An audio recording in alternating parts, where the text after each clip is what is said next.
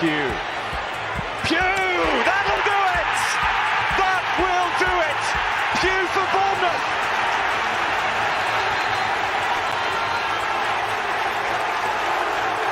The roof of the Gold Sands is raised! Everyone here knows what that could mean to this football.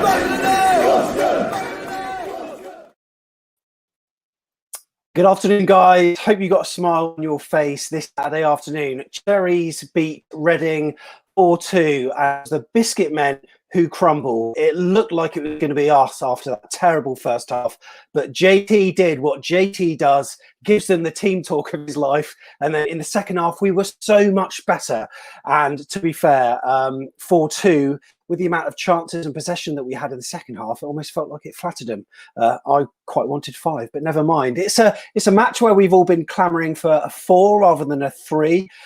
We had the 4, and the first half showed that it doesn't really matter what formation you have. You've got to have players that are quality on the ball. In the first half, we weren't. In the second half, we were so much better. And it's nice to be talking about a win. And it's a fact that when Dom Solanke scores, Bournemouth never lose. In fact, that's been the same since 2015, his career, that whenever he scored a goal, the team he plays for never loses. He was vital today with his link-up play, and he was clinical up front too. 4-2, and Cherries are top of the league. We don't know for how long yet, but we'll see how results go this afternoon.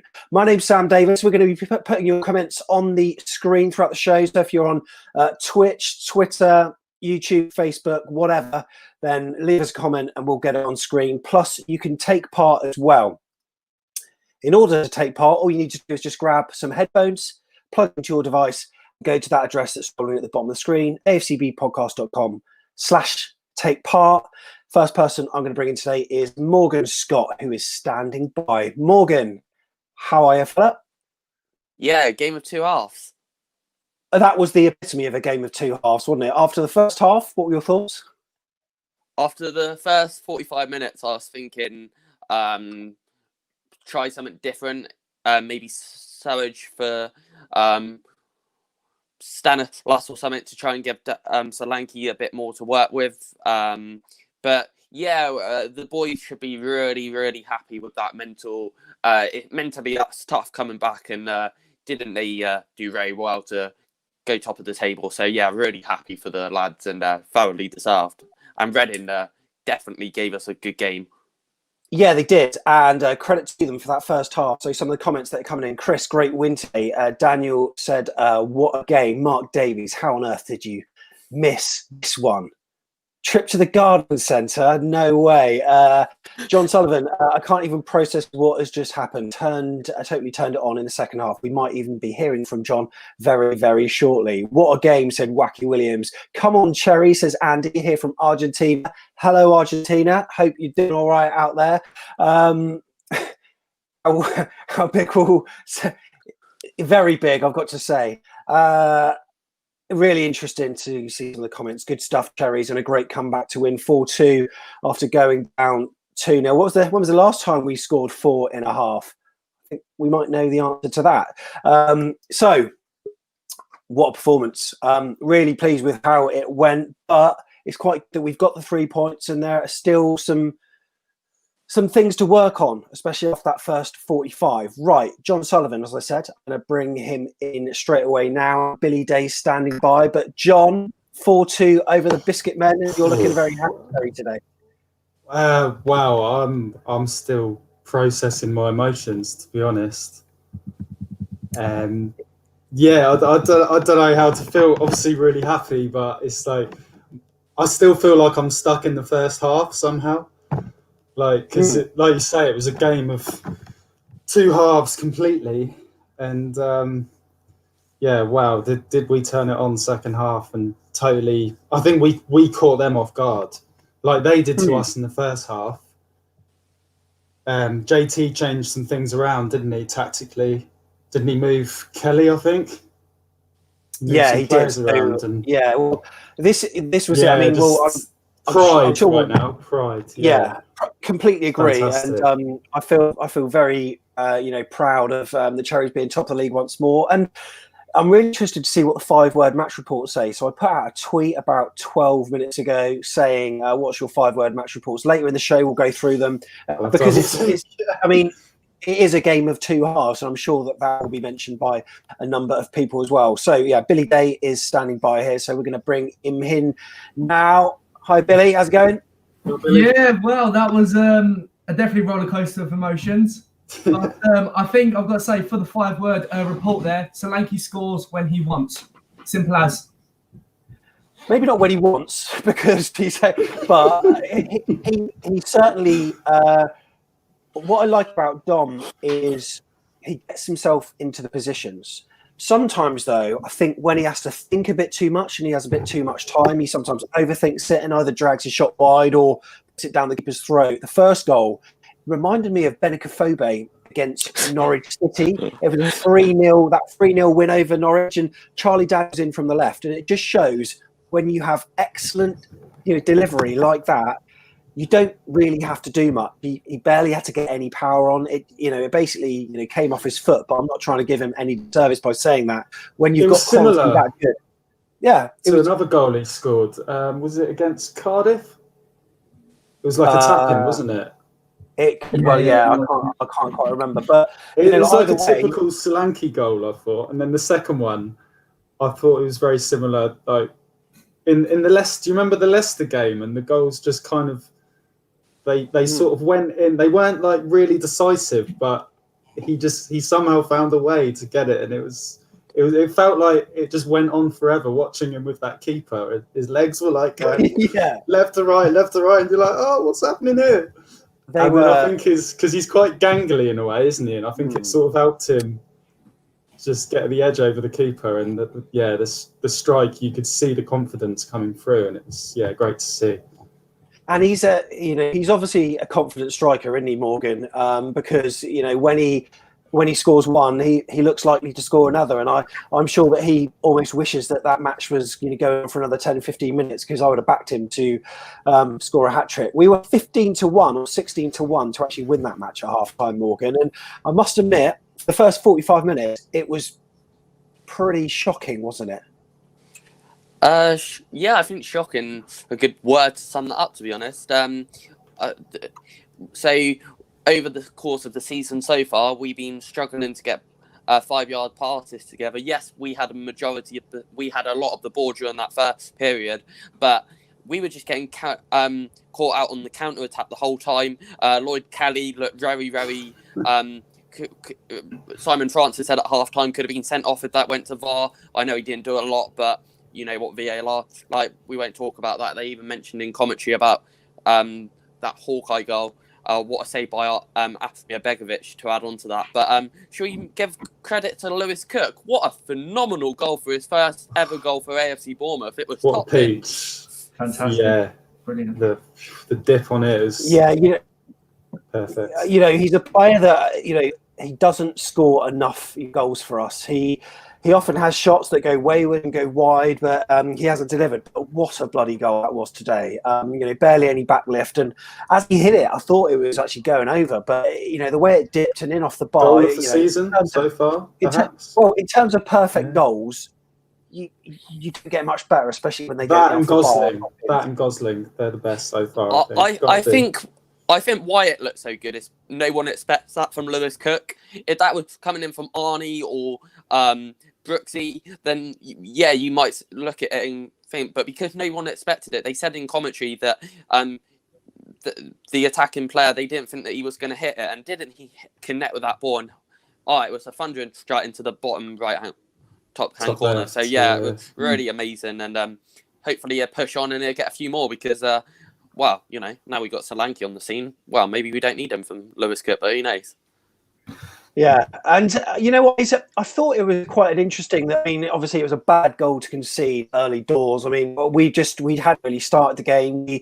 We completely switched off, and the two Cooks, the way that he went past him, it was Alpha Semedo, wasn't it? And it was almost effortless. And then Asmir Begovic, he conceded that pen, and then at that point, it was interesting to see what Reading would be like defending a lead, because on Tom's Jordan's piece with another Reading fan channel, it's a podcast called Elm Park Royals.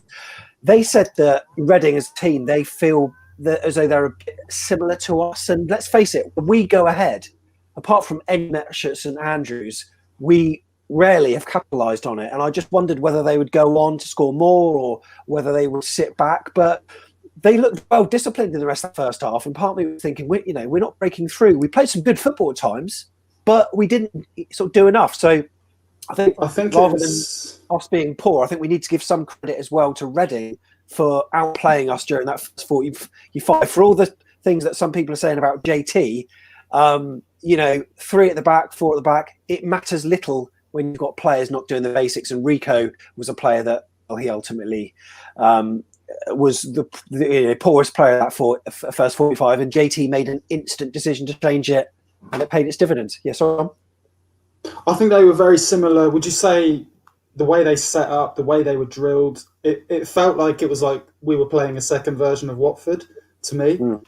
And I felt, had they got their chances, they were equally as threatening on the attack. And I think they proved that, because fair play to them, their second goal, I actually thought that was really good. I don't usually say that about, you're always about your team and the goals were great and everything. But I think the way I was sum the game, they deserved the first half. We fully deserved the second. I think we worked them out pretty well. And it was almost like JT was sort of said to the lads, look, capitalise on them quick, get 2 quick goals, we'll get back in the game.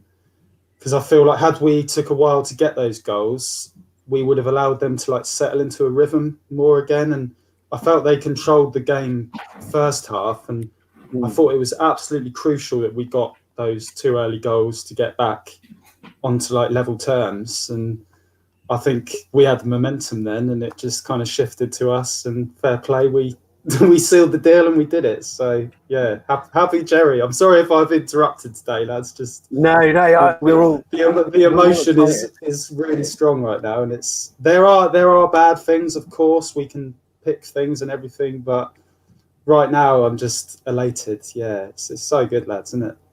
Yeah, so Billy, I'll ask you for 3 scores. Okay, your score out of 10 for the first half, score out of 10 for the second, and I suppose your third will be the average of the 2. But on the first half, score that one out of 10. I'm going to give it a 4 because attacking-wise, we wasn't actually that poor. Defensively, Kelly could have given away a penalty, but I've looked at it back and I didn't think it was. But attacking-wise, we were going forward. Arnie was putting chances in. Stanislas had a free kick, which was fantastically saved. You've got to give credit for the keeper there. And so first half, I'll give it simply a 4. Second half, I'm going to give it a solid 8 because Reading, they could have came back, but thanks to Begovic, he kept us in the game, which was fantastic. And then Solanke sealing the deal off. And then overall, I'm trying to be mathematic here. 8 out of 4. I'm going to give it overall. I'm going to give it a 7 overall. Yeah, I'm going to give it a 7 overall, round about that. Yeah, sounds good. My man of the match today, when he came on, Chris Mepham, I thought he was solid at that back when he came on. Brilliant. I was worried you were going to give a 6 then, Billy. I thought it deserves more. I was thinking 6.5. I was thinking 6.5 in my head, but then I thought, no, I'll go for the 7. Go for the 7. Got to do 7. Happy with the 3 points. We move on.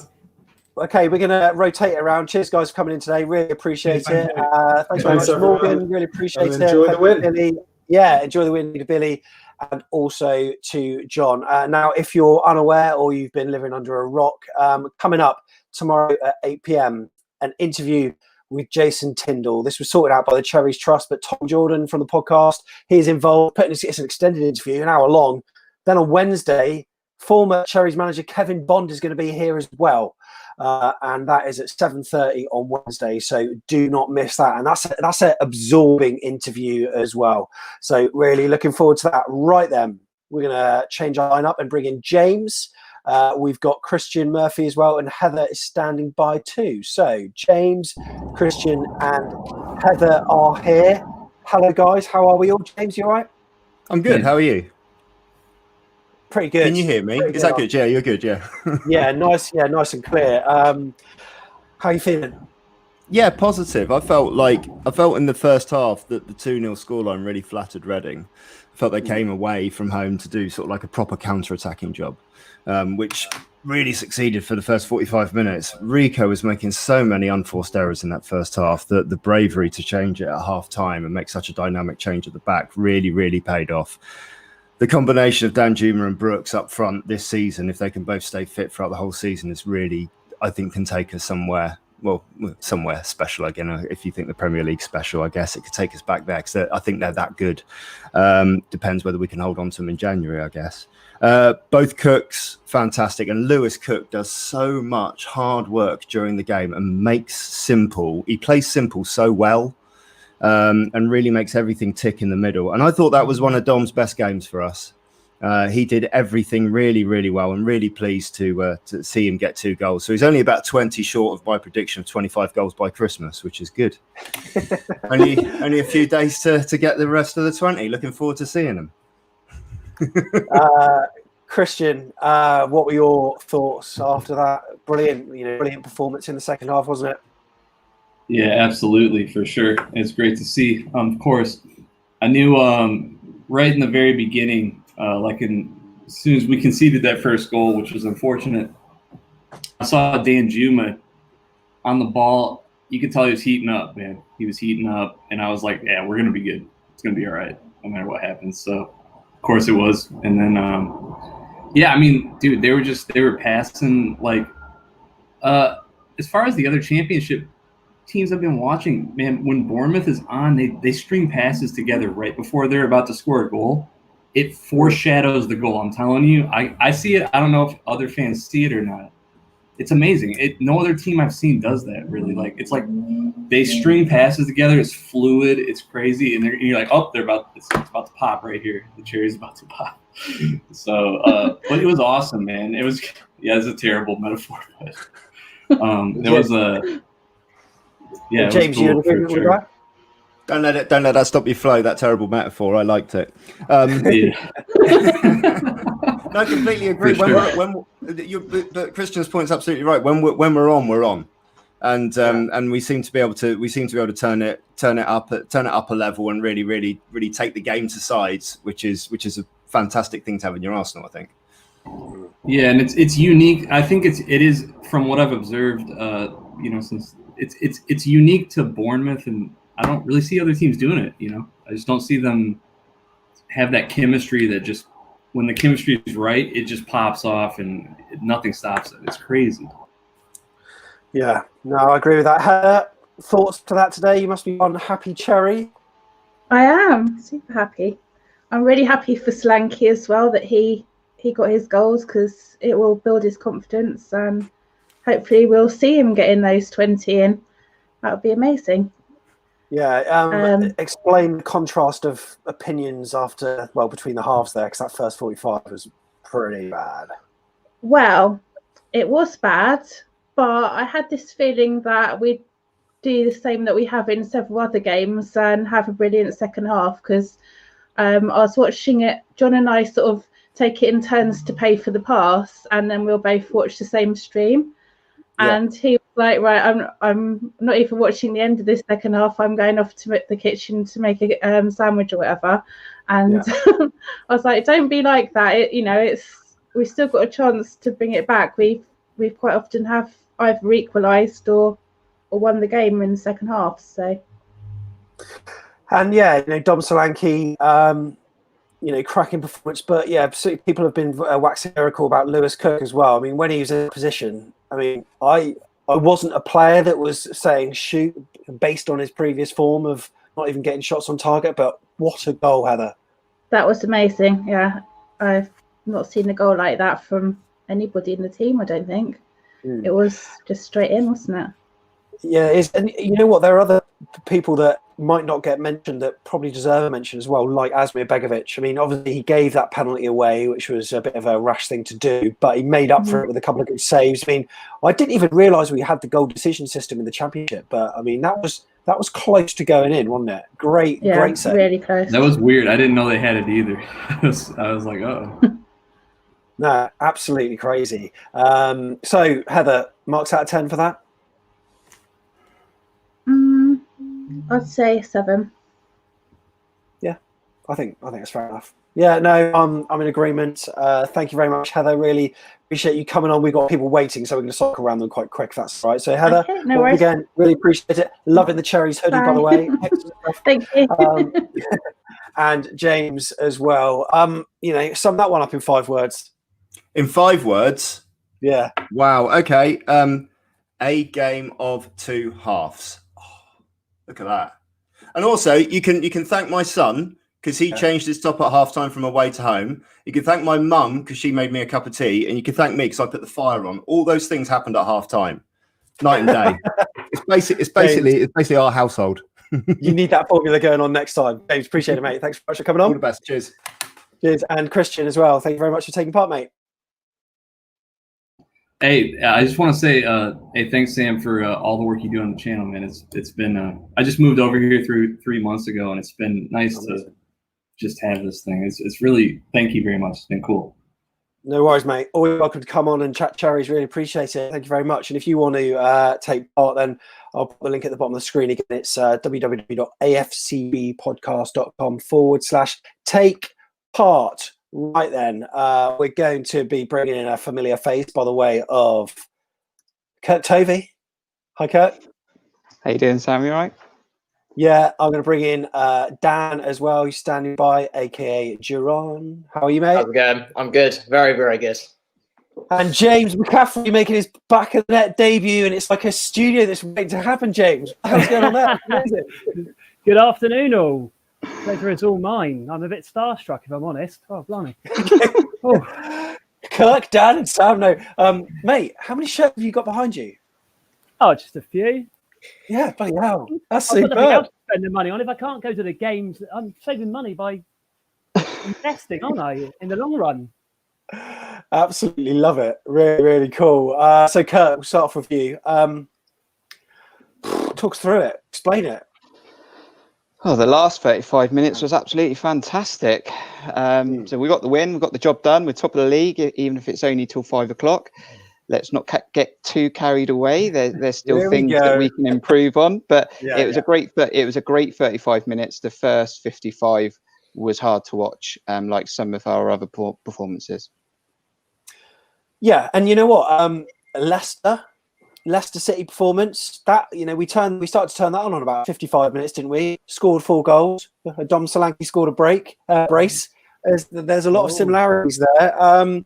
But yeah, there is a lot to work on. And if you were JT, what would be your kind of analysis to the lads on Monday morning when they turn up for training? Or maybe they're doing something tomorrow, probably, given the fact we're playing on Tuesday. What would you be saying to them?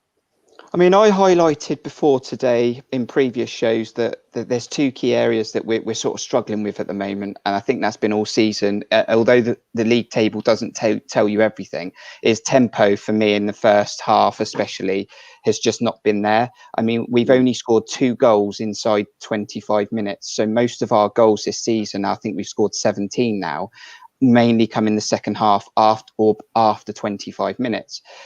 So that's for me is we start too late and it takes us a while to get going. The second thing I've highlighted, and that was actually on the last free-for-all, is that when our star-struck players are not on it and the flicks and tricks are not coming off, where are we going to score goals? And I think, again, that was highlighted in the first half. Stanislas was getting frustrated. Okay, Brooks was picking up nice pockets of space. But again, that little cutting edge, finding that final pass wasn't happening. Danjuma's trying to flick and trick and do people through the legs all the time. And when it doesn't happen, I don't see where we're going to score goals. But when it does happen, and when they do turn it on and they're all coming off like they did after 55 minutes, that's what happens. We win football matches. It's just, can we dig ourselves out of games like that after 55 minutes every week? No. The fortunate thing is, Sam, is we're probably in a league where there's no team that's going to run away with this league. That there's no main team. And the only team I think that probably could have managed us at 2-0 up, there's probably only 2 teams, and that's Middlesbrough and Norwich. Although we were 2-0 down at half time, I wasn't panicking that the game was over because Reading have conceded 9 goals in their last 3 games. But if we're playing against Middlesbrough and we're 2-0 down after 45 minutes, I think we struggle to get back in a game like that because it's that they all play differently and they will be harder to beat. Well, I've got to say that the first half there were lots of little gripes. I mean, we weren't that bad in terms of our ball possession, but we weren't creating chances. And we spoke previously about how clinical Reading are in terms of their shots to inversion rate, and it's like, wow, incredible. And for us though, we were having a lot of possession but not doing much with it. And when we were in some kind of like corners, what the hell was going on there, James? I mean, we were varying it up and we were trying out different things. Yeah, like first time we've done that for ages, and the delivery was poor.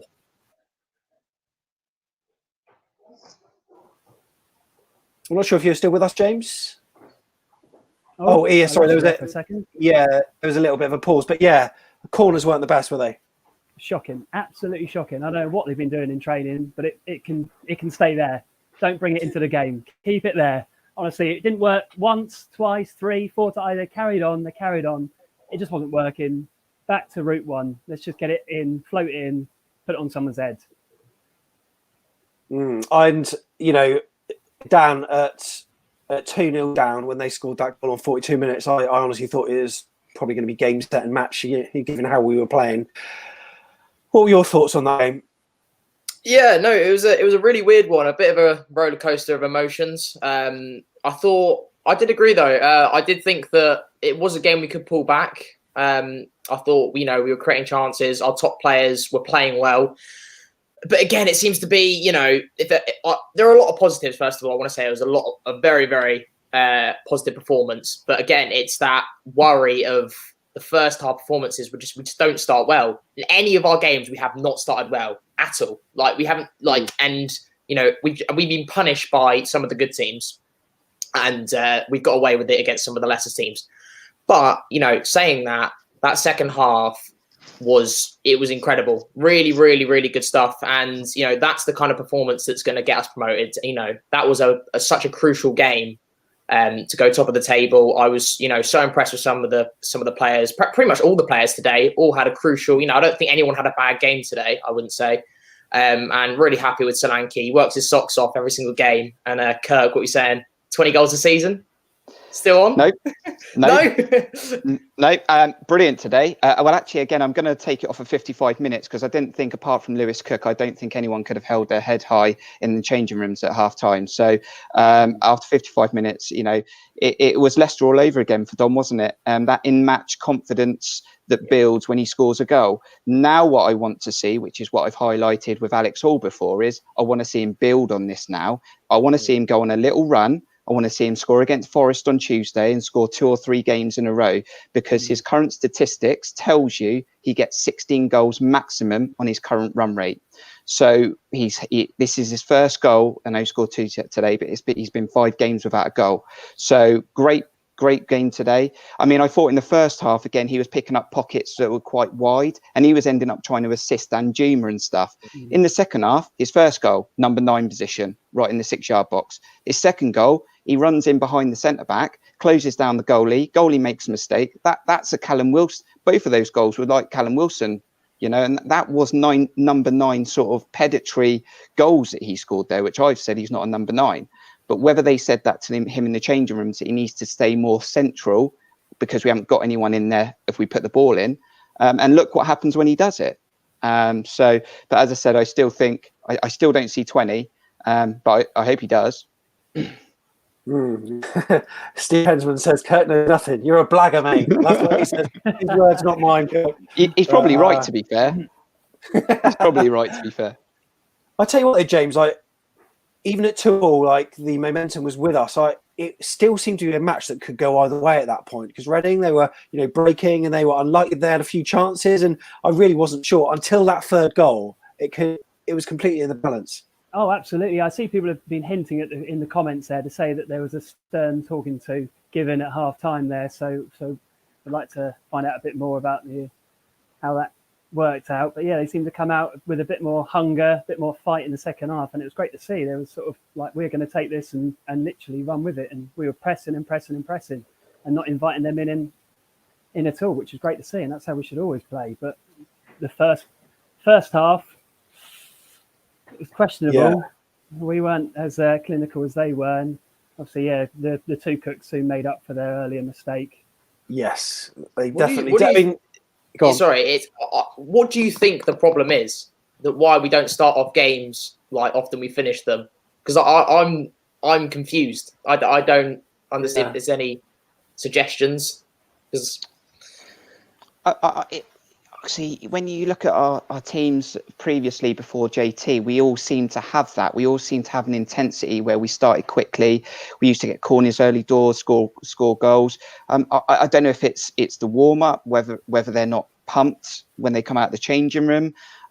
Specifically, I don't know, but it's clear statistic that we don't start games well, like you say, and we don't score enough early goals to capitalise and punish teams and put teams to bed by half time. Because I think we can clearly show that we can score lots of goals when we're on it, and if we were to score early goals, games would be over at half time, and we'll piss this league. And I've said that before. I think at the back, I do have a concern that.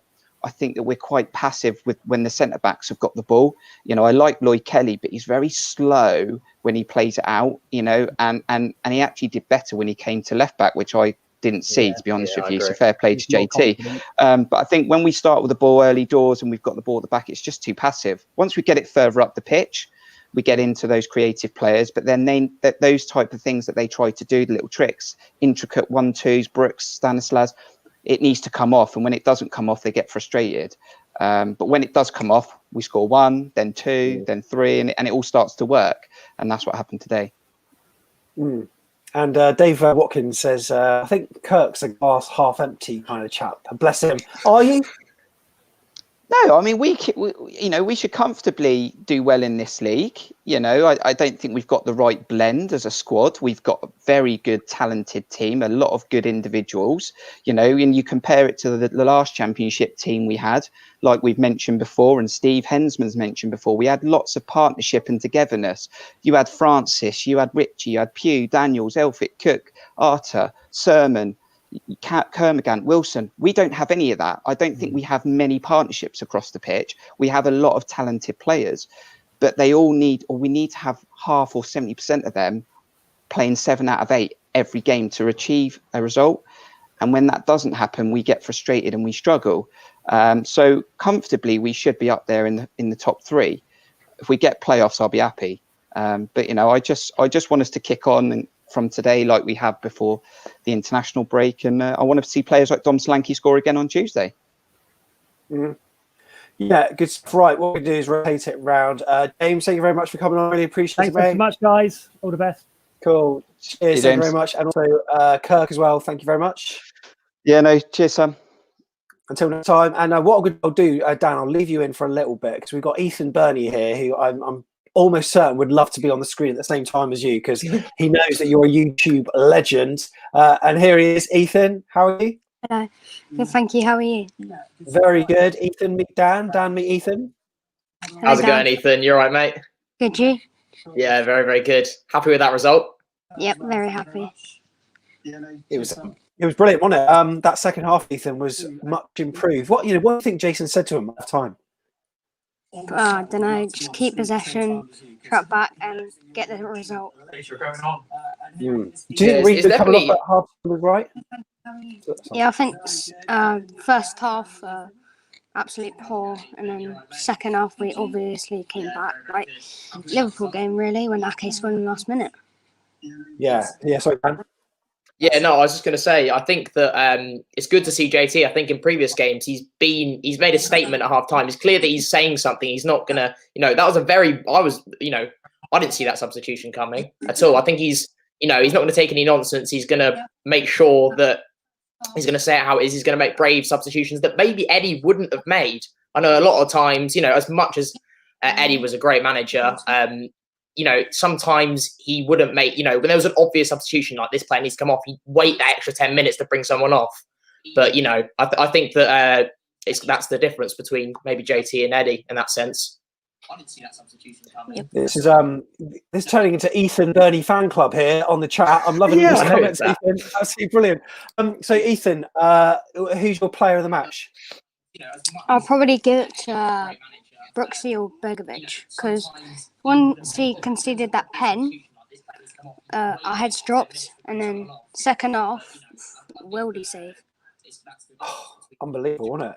Absolutely, and he did a couple of good saves as well. There was one where a shot came in and he saved it with his legs, and he ultimately, he kept us in it. And if Dom Solanke, I tell you what, on tomorrow night we've got our chat with JT, courtesy of Jerry of Cherries Trust. One of the questions we put to him is, Dom Solanke, would you rather have him scoring 20 goals or making 10 assists? Really interesting to hear what JT says about that, and you can hear and see that tomorrow. So, Ethan, it's a quick turnaround, isn't it? We played Nottingham Forest on Tuesday night again. It's live on Sky. What changes would you make? Because we're going to have to rotate a little bit, won't we? Yeah, I'll probably start put Kelly left back because he was classing left back, and then probably say put Memphis in. Yeah. I can agree with that, and I can hear my voice in the background as well. I think on your TV, which is really weird to hear, Ethan. This is like triple Sam. I can see myself, I can hear myself, and hear myself in delay as well. Anyway, Ethan, thank you very much for coming on. Really appreciate it, mate. Thank you. Good to speak to you, Ethan, mate. Cheers for the See you later, support. Dan. In a bit, mate. In a bit. And Dan, aka Jeron, thanks for coming on, mate. Really appreciate it. Yeah, cheers, Sam. Appreciate it. Nice one. And just a reminder that tomorrow, not that we're bigging this up too much, our interview with Jason Tyndall, courtesy of Cherries Trust, 8 p.m. Tom Jordan will be doing the introduction for that. And then it's an hour-long chat straight afterwards, live on YouTube. We're going to give you the chance to react. So if you want to get involved with that, let us know what you think. Is there anything that JT said that you were surprised by? There might well be. That's tomorrow at 8, and then we're chatting live after it at 9 here on Back of the Net. And Wednesday night, we've got Kevin Bond with us as well. That's at 7:30. We'll be done by 9, so you can see everyone eating kangaroos' testicles or whatever it is on I'm a Celebrity. But you can't wait for that. Right, if you want to take part, there's the link at the bottom of the screen. Next people I'm going to be bringing in is Ben, aka Cockbeard, off Twitter. Also David Cordell, and Craig as well. Simon's standing by. He's going to be next. Ben, how are you? Good evening, all. How are we? Good evening. Well, I suppose it's getting dark anyway, isn't it? It is this time of year. Will we be top of the league by the evening, Ben? That's what we want to know. No idea. Probably not, but as long as we're top at the end of May, that's all that really matters, isn't it? Yeah, exactly. I'm gonna check some scores as I go. Actually, Craig, happy after that? Yeah, very, very good. Second half performance. To be fair, in the first half, Reading did a quite good job on us. I think they had Rico's card marked from the very start. That run from, was it Semedo, that Begovic brought him down. I think it would have been very, very difficult for Begovic to not concede that penalty. If he didn't concede the penalty, it probably would have been a goal anyway. So I think first half, I don't think we played terribly. I don't think. And that, you know what? That's what a few people I was texted by Watford at the top of the league at this point in time. I don't think you're wrong with that. A number of people have said that, and it was Reading who were just very, very good. We had relatively good spells of possession. Our shooting was pretty poor, and we didn't create as many chances as we should have, but we weren't bad. And then I have a brief look on Twitter because I'm kind of busy preparing this and stuff. And there were people like probably kicking off at JT and stuff and having a moan.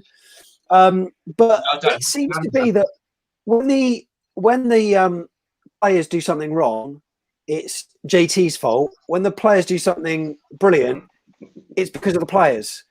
Which way is it going to be? Like, I don't understand it.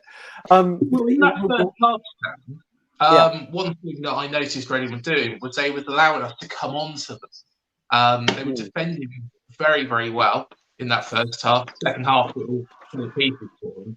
But what they were also doing was pumping the ball straight up to Lucas Yao. And, of course, it wasn't Yao who got on the end of the second goal for them, but Aluko. And that's what they were doing, was they're just going route one, allowing us to come on to them. They were keeping man-to-man. To be fair, I think they're a very good side, actually. We've beaten a very good side today. Yeah. But the second half performance, I think they tired. I think we. It was a masterstroke from JT to put Kelly on the left-hand side. I think taking Rico off, because I think Reading had his card marked. Putting Kelly on the left-hand side, allowing him to run down that wing, that was a masterstroke for me. Fantastic delivery for the first goal. Well taken by Solanke. Second goal, fantastic goal by Danjuma. When you look at it again, and I've watched it a couple of times, what happened was that Raphael, in their goal, had the back post marked. So it just went in for that far left-hand corner. And yeah, it was very, very well taken. Then, well, Lewis Cook's goal was outstanding. Bloody absolutely brilliant. Really good goal. I've just we got Steve standing by as well as Simon, and what you may not know is when I do this, I can see little thumbnails of people that are waiting to come in the room, and Steve's at the bottom of the screen, and he just walked through his whole house. I swear he must live in a mansion. I've seen his dining room, I've seen his lounge.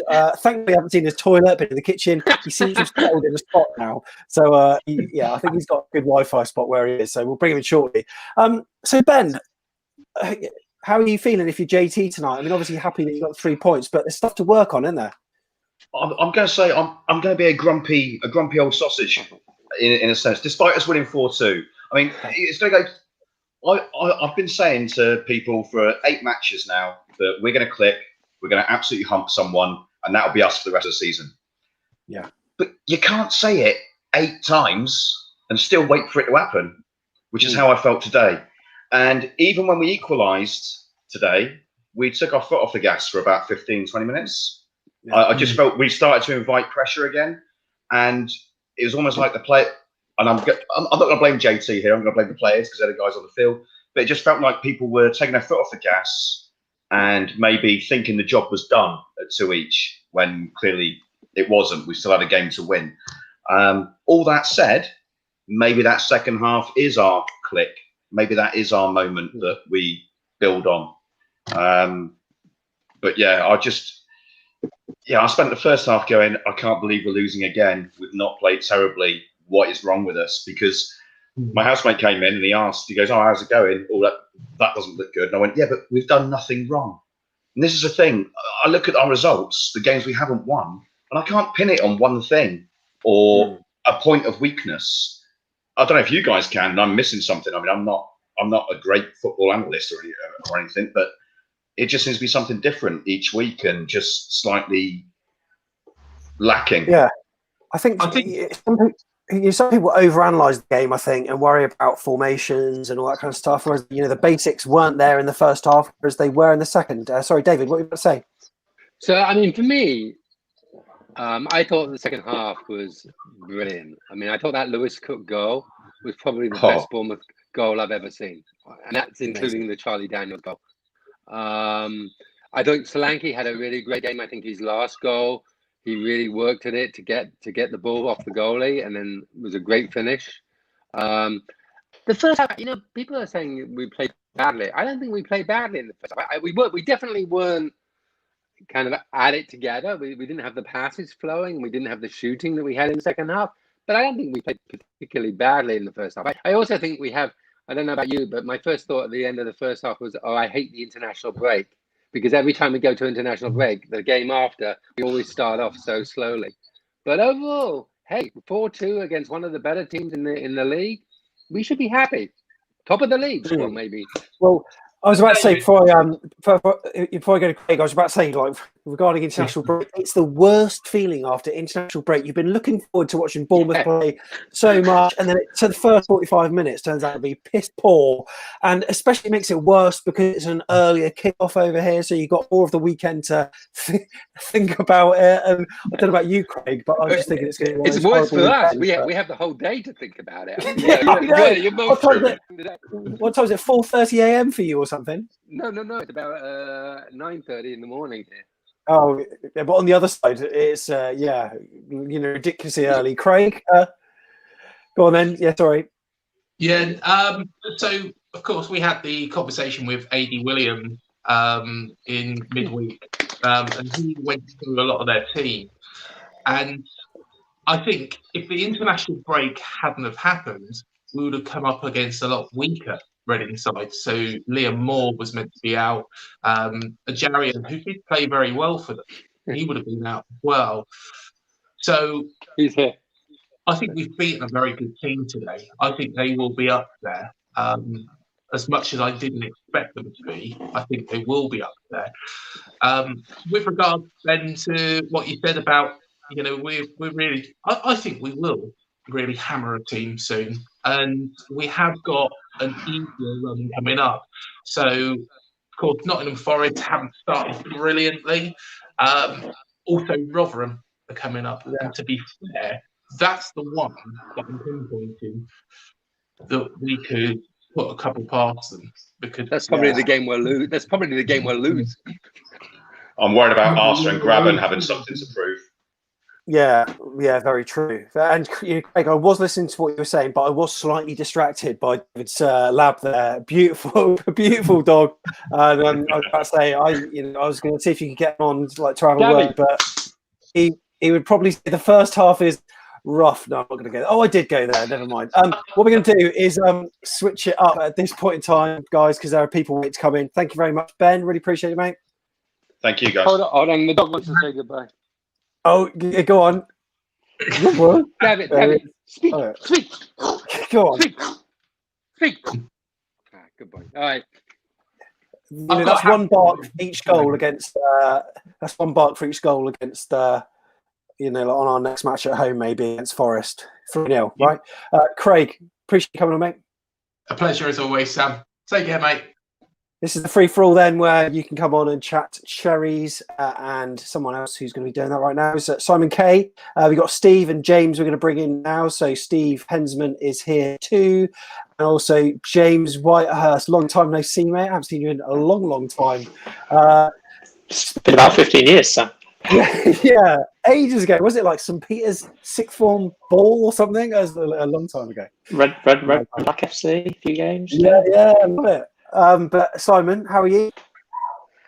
I mean, as I put on my one little tweet after the match, it was like, well, hello. And that's not just for the dog or for you, Sam. That was purely with regards to the second half performance, or, that back end. It was kind of like, yes, let's have some more of that, please. But just to pick up on a few points, because obviously been in the background, listening, I think Kirk, bless his cottons, love him to bits, is in terms of partnerships forming on a pitch, give it a bit of time. I mean, when you reference the old championship team, they've had over 140 games together to build partnerships over a progressive long period of time as they came through the leagues. We're 12 games into a championship season. So I think you've got to just give a little bit more there in terms of perspective there. I think there remain issues in terms of the unit movement of the whole team up and down the pitch. There are often gaps between the lines. And I think in the first half, Reading were brilliant at exploiting those gaps. So if our midfield two went forward a little bit too much, they'd find room in those spaces and we weren't protecting those very well. Great change at half time. Great save by Beggs. Our soft underbelly almost sometimes reminds me of a dimmer switch on the lights. You just wish they turn it up a bit brighter at the start of matches. They just seem to be a little bit dull, and then they brighten up as time goes by. That's the best analogy I can give. And then a shout out to Jeff, his travel and his work rate and the ability to get to that number of minutes, having travelled to South America again and play 2 matches, etc. All good. So I'm positive, always stuff to work on. They're still learning. It's the championship. Let's go. Brilliant. Simon, excellent thoughts. Steve, what are your comments after that? I mean, the game is 2 halves. That's what a lot of people are saying. Absolutely, mate. It was funny what you said about the hangover from the international break. At half time, I actually posted on Twitter that I've waited 2 weeks for this, and look at it. It was a disaster of the first half. You've got a fan club here going on. I know. But all credit to him and all credit to JT. I mean, that to come out and put on a performance like we did second half was night and day for the first half, because that first half was, well, it was poor beyond belief. I mean, a lot of people were saying that he had a good ball. It was a really a brave thing to take off Rico and put Kelly out. I don't think it was at all. I think it was an absolute nailed-on thing to do. Rico was having an absolute disaster, but he's done well for us in the last couple of months. But today he was absolutely shocking. That second goal, he just turned off. He just didn't do his job at all.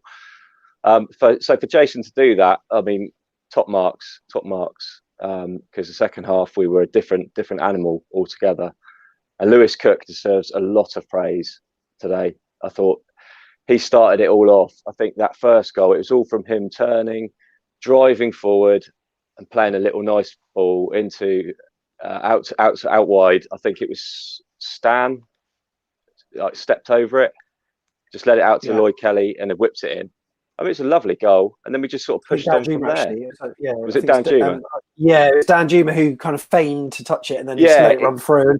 And, that's an underrated part of that move, actually, I've got to say. Exactly, yeah. It was really, really nice to watch. He topped it off with one hell of a strike, didn't he? I mean, honestly, it reminds me of that an old Alan Partridge sketch where he was doing the World Cup and there's some bloke hits it from about 40 yards and he goes, "Shit! Did you see that? He got a foot like a traction engine."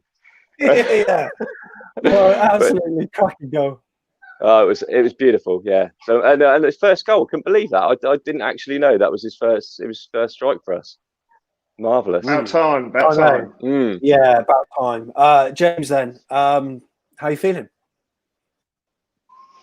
Yeah, superb, Sam. We've just beat top of the league 4-2. Wouldn't know that from a lot of the comments today, but I thought that was one of our better performances of the last few years, actually. Going 2-0 down in a game that we were on top of in the first half. Showed pretty good mental strength, to be fair. No one hung Rico out in the team, despite the fact he was having his worst day in a long time. And I thought we had a pretty good first half. It was one of those where you think, how are we 2-0 down, really? The penalty was just one of those that happens in football sometimes, and the second goal was a really nice bit of play from Reading on a break. To your point, Steve, about Rico not tracking the run, that's fair, and I'm sure that'll get pointed out to him in the week, but the pass and the finish were lovely. But even then, the end of that first half, we still looked like we were going to get a goal, make it 2-1 at the break, and I wasn't surprised that we won, which, when you're 2-0 down to top of the league, says a lot about how strong that team is at the moment. Just good vibes. I think carry on, stick behind the team. Don't worry about the fact we're going to lose a couple of games because it's a tough league and teams will shut shop and try and hit us on the break, and sometimes they'll score. But yeah, we played 5 of the top 7 now, and I've not seen a team that's looked close to as good as we are when we're not our best. But yeah, we should go up. Brilliant. Still some work to do on the free kicks, though, Sam. Post conversation last time. Yeah. The first one was all right, Simon. Yeah, all right. I'll give it that. I mean, Stan was 30 centimetres away from beating the keeper. It's not bad. We've looked like we could score free kicks regularly. Well, maybe we should give them to Lewis Cook now. Well, yeah, if he can do that, final. Wow. I think the key thing with everything, though, is that we can be overcritical 12 games in based on where we've come from and our expectations of the last time we were in this league. But as I said at the opening gambit of mine, it's 12 games in. Partnerships take time to mature. And I think the combination of that and also just turning the light switch on a bit earlier, being a bit more sparky and a bit quicker, switched on earlier in the matches, those two things is probably all it really needs. I'm not going to criticise Dom. I thought he was great. Worked rate again, scored 2 goals in the right places. And we're still getting goals around him. And I don't think, as much as Kirk says we need a 20-goal a season striker, as every game goes by and we're scoring goals from other players and we're creating chances and so many are involved, whether it's Brooks, Cook, Lerma, Danjuma, etc., all good. How many teams have one striker and don't score enough goals from elsewhere and then they moan about that? Yeah, very good point. Very good point. Pace for 20, right? He's not far off. He'll be fine. I think throughout that team, they look fantastic. But about the point of starting slowly, aside from the mistake, I felt we put a lot of pressure on Reading consistently. Their right back, who might have been at fault for our second goal, but blimey, he had an incredible first half. He really, really shut Arnie down. And that can't continue if you keep isolating people and putting them in one-on-ones. I just felt we made Reading work really, really hard in that first half. And in the end, it showed that they were just tired by the end and couldn't cope. And that's underrated, the effect of putting pressure on the team for a continued period. I thought we were really good in that. Brilliant. Brilliant. James, thank you very much for coming on, mate. Really appreciate it. Nice to have you on. Pleasure, guys. Good man. Also to Steve as well. Thank you very much. Thanks, Sam. Thanks, Simon. Cheers, guys. Nice to see you again. Stay well. And Simon, we'll keep you on for a second whilst we bring Ivan in as well. Ivan, how are you, sir? Doing all right, man. Ecstatic. I'm super happy. It's you were talking to David earlier. It's 7:30 a.m. here. I'm in Southern California, so been up since like 4:30. But no, it's really, yeah. Just I mean, it was great. It was. I mean, it's gonna be the same thing as everyone's just said. You know, same points. First half wasn't bad. Again, same thing that we've experienced. First 15 minutes, it happened with Derby. It happened with Cardiff. It happened with Watford. Yeah. First 15 minutes, we started really slow, and we got it scored on. I think Dan mentioned it. Like, we got really lucky against a few of the smaller teams. But yeah, and then Simon, you make a great point. I mean, like our set pieces, man, like our free kicks, or you know, like our corners, like we had 8 in the first half, and it was like nothing. But I mean, other than that, like really good positives. I mean, Solanke looks, you know, confident, and Danjuma looks confident. It was an exciting game. I'm happy. I'm ecstatic. It was 6:30 a.m. when Cook scored the goal, and I tripped over the couch, and I woke up. I think everyone in my, I woke up everyone in my like what's like so my roommate, like I woke him up and was like, "What the hell, dude?" I was like, "Sorry, man." So yeah, it was a good game, you know. And like everyone said, like, you know, like, yeah, we always look at the negatives, but I think, I mean, we beat the top of the league for, you know, 4-2, and like as everyone said, like, you know, like we've been playing well. We've been playing well, and there hasn't been a team that we haven't seen, like, you know, that we really struggle with. But again, it's a championship. It's really volatile, so we'll see what happens. But yeah, man. Good. I mean, yeah. And you know what? You got a whole weekend ahead of you now where you can have a smile on your face. Albeit Watford are beating QPR 1-0, so they are top of the league at the moment. But it doesn't matter. We did our part of the job, and we did our part. Yeah. Yeah. Ivan, thanks very much for coming on. Awesome. Thank you, man. Thank you very much. Yeah, good to see you guys. Good man. We're going to wrap up pretty soon. And also Simon K, thank you very much for coming on. Never a chore. Always a pleasure. You stay well. Will do. And so coming up on the back of the net, there's loads to look forward to, including the interview with JT. That's tomorrow at 8 p.m. Later on this evening, Tom Jordan's player ratings. He's going to be getting on that with a young Cherry supporter called Owen, and be very interesting to hear his views of each and every player today. I think most players will have positive scores. Maybe one or two might not. We'll see that. That's coming out later on tonight. The podcast with Jeff, an in-depth chronological look through the game. We're going to dissect it. That's going to be on YouTube Monday morning, and also on your podcast app as well. And also, amongst other videos that are coming out that I can't remember, as you can see at the bottom of the screen, Kevin Bond. That's going to be on Wednesday night at 7:30. So do join us for that. Really appreciate all the comments and interaction during today's show. We'll see you in the next free-for-all. It's going to be after Forest. Fingers crossed for 3 points. And maybe Jefferson Lerma and Harry Arter going into some crunching challenges together. You love to see it. Looking forward to it. See you then.